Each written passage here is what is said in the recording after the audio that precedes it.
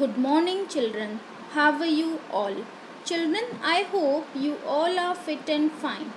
So, children, chapter 3rd, human reproduction is going on, and today we are going to discuss about the accessory ducts and accessory glands.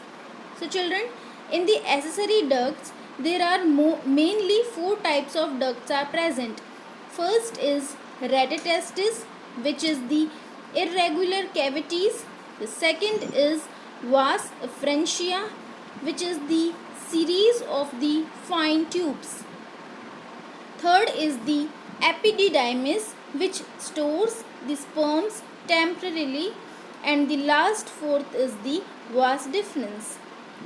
Children, you can see these four ducts in this picture also. There are the internal structure of the accessory ducts. So children, what happens?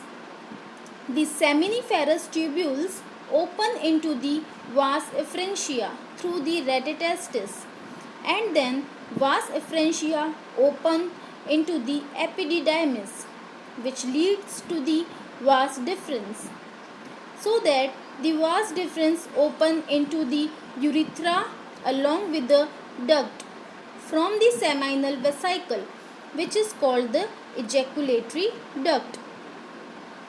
And children, the ejaculatory duct store the sperm and transport them to the outside part like urethra and the urethral meatus.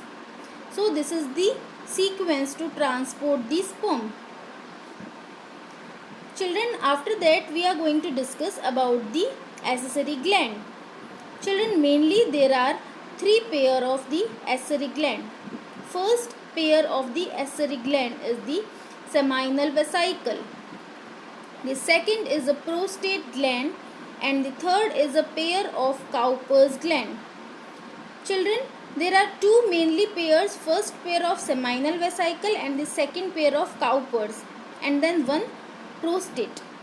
So children, their collectively secretion is called the seminal plasma, which is rich in fructose, calcium and enzyme, so that provides energy.